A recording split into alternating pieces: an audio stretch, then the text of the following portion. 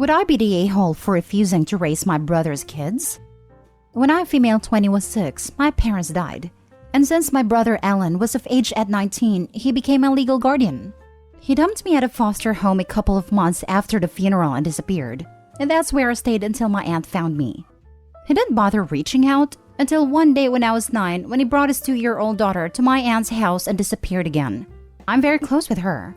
She knows I'm her aunt, but we consider each other sisters.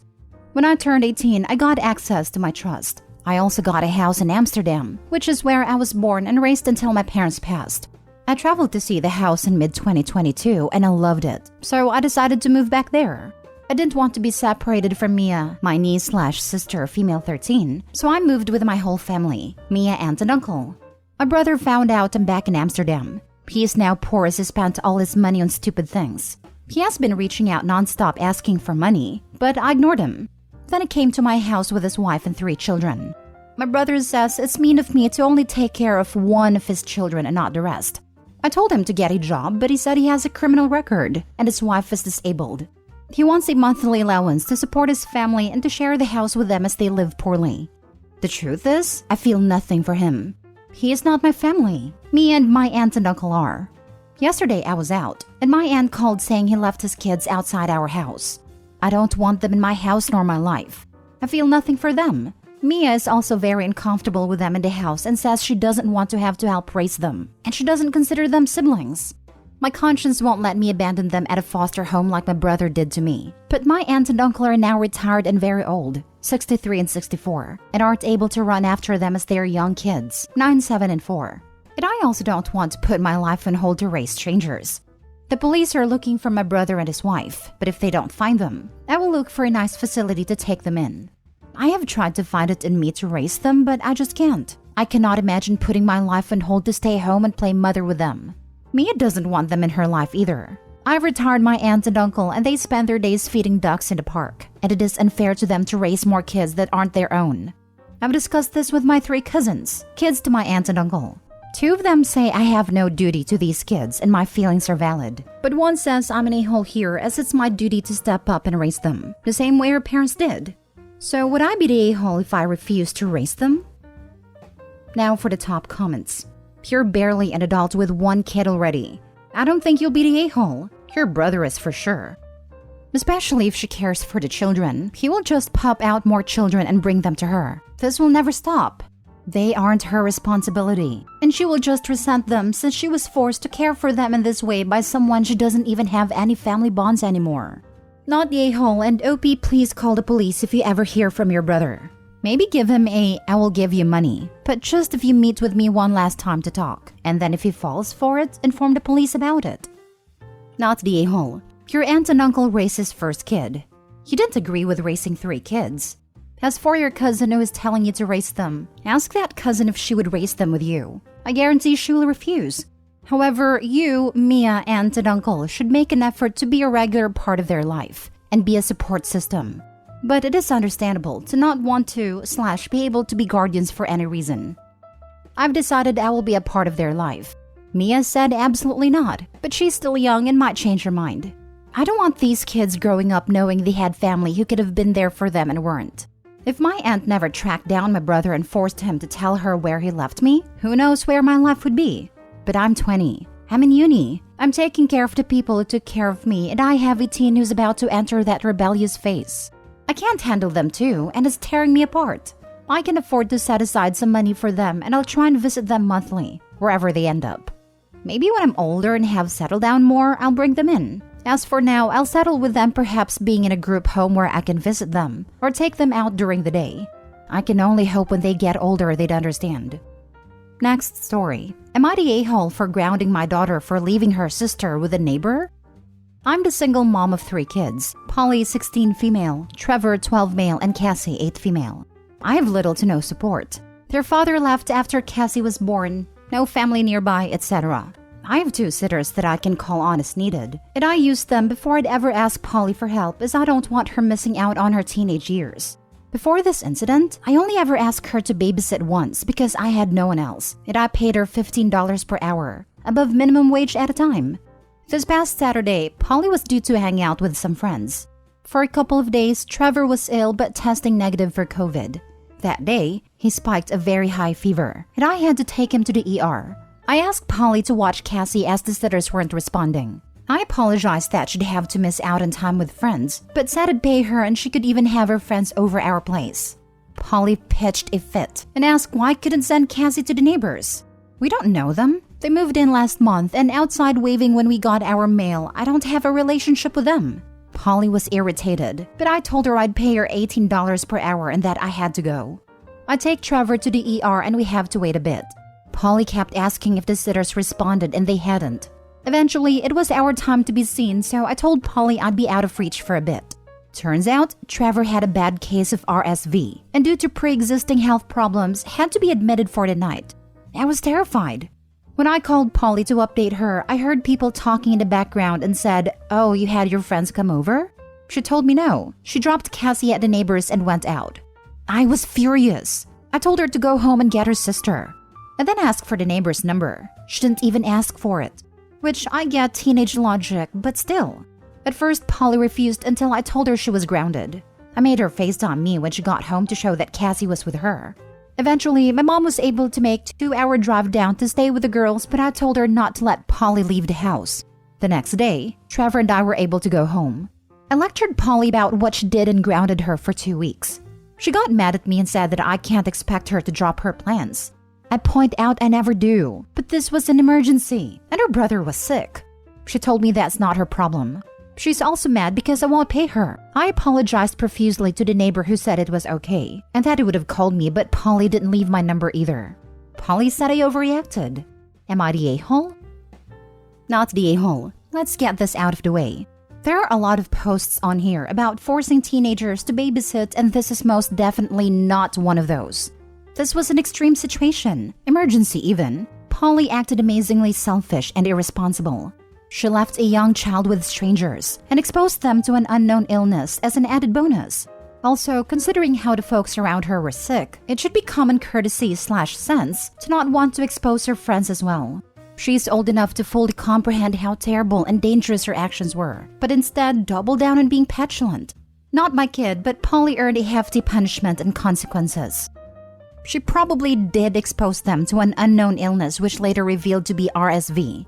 As someone who was a healthy mid-20s adult, got RSV last year and ended up in the hospital overnight, she put that family at risk. RSV/COVID/other illnesses are highly infectious. Not only did she abandon her little sister in an emergency situation, but she could have landed someone else in the hospital. Not the a-hole, and honestly, I'd never be able to trust Polly again. RSV can kill a kid, so God forbid something happened to your son. I don't know how I'll ever be able to trust her again. I never ask her to babysit as it is, but certainly won't ever again. Which unfortunately means she wins by acting horribly. Not necessarily. Opie, whenever you need a babysitter, have your oldest stay at home too. That should make it clear that teens who do kids off with strangers aren't old enough to be trusted alone. Not the a-hole. Next story. Am I the a-hole for giving my step-niece's gift to my niece? My brother remarried a few months ago. His new wife has a daughter, Sarah, who is around the same age as his daughter, Alina. My sister-in-law doesn't have a good job, so Sarah had a pretty tough life. Her birthday was about a week ago, so I decided to buy a laptop for her. I know she needs one for school, and they can't afford one. I explained to Alina that I'm giving Sarah a better gift, not because I love her more, but because Alina has everything she needs and Sarah doesn't. And she understood. At Sarah's birthday, I gave her my gift and she seemed very happy. However, I heard her bragging to Alina, telling her I don't love her. Alina kept telling her to shut up, but she kept going and I was furious. I asked Sarah to give the gift back and gave it to Alina. Her laptop was 3 years old, so she could use a new one.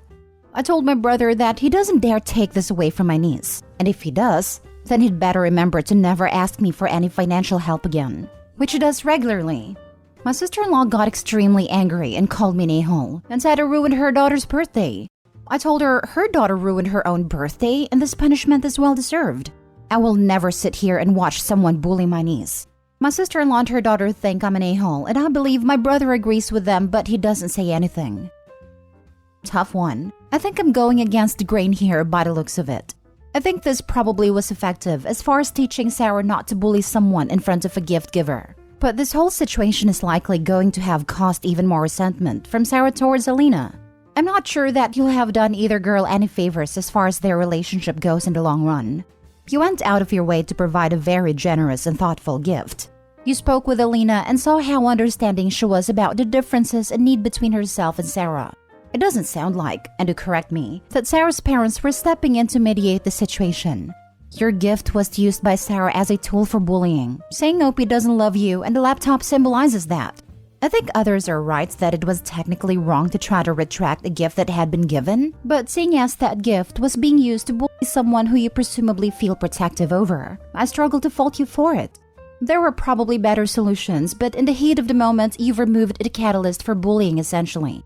Perhaps it would have been better to keep hold of the laptop, rather than re-gift it in front of Sarah though. How old are your nieces? It sounds like they're of an age when they would understand the gravity of their words. I'm going to go not the a-hole for now, but curious to read more of the other perspectives here.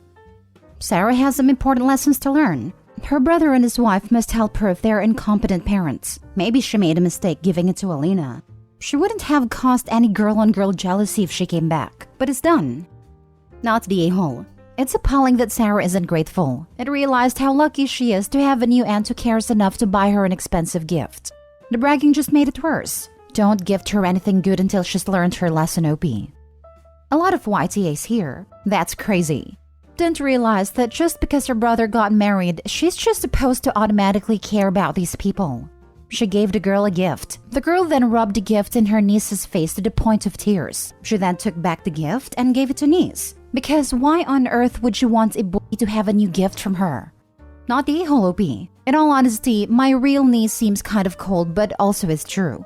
You don't have to have a familial connection to in-laws, because that's what they are, in-laws. As in the only thing making you even remotely related is the law.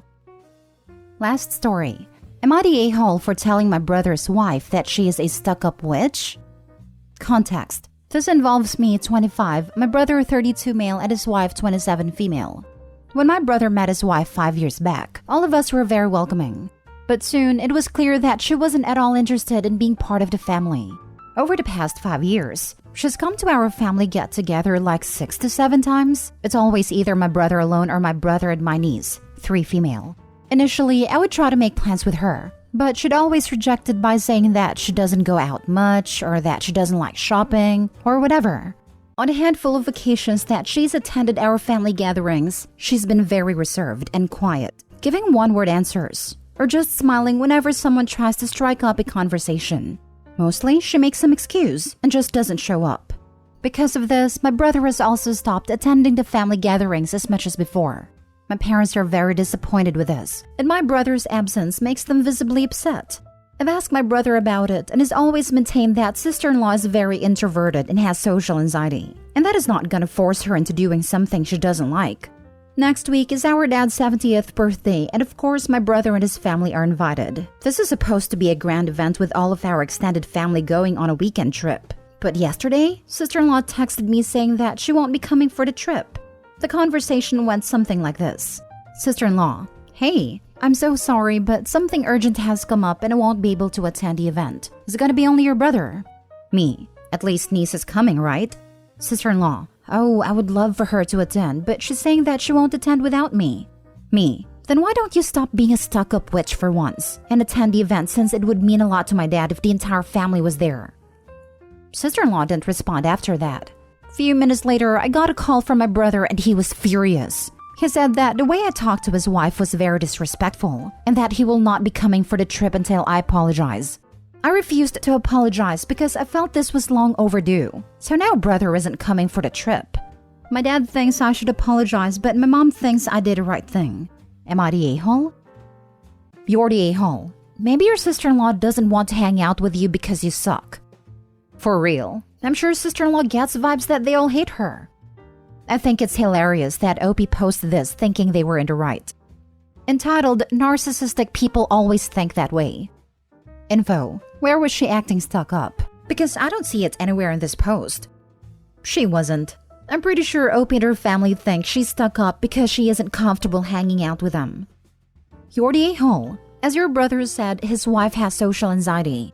You've now further alienated her by calling her a stuck-up witch. I sure as hell wouldn't want to go to a family gathering after being called that. This. Social anxiety can make it difficult to do necessary things like hold down a job, go grocery shopping, or even send texts or emails. If sister-in-law is expending her energy and trying to live her life and function enough to take care of her family and herself, I'm not at all surprised that she can't attend demanding family events. It's a matter of unable, not unwilling.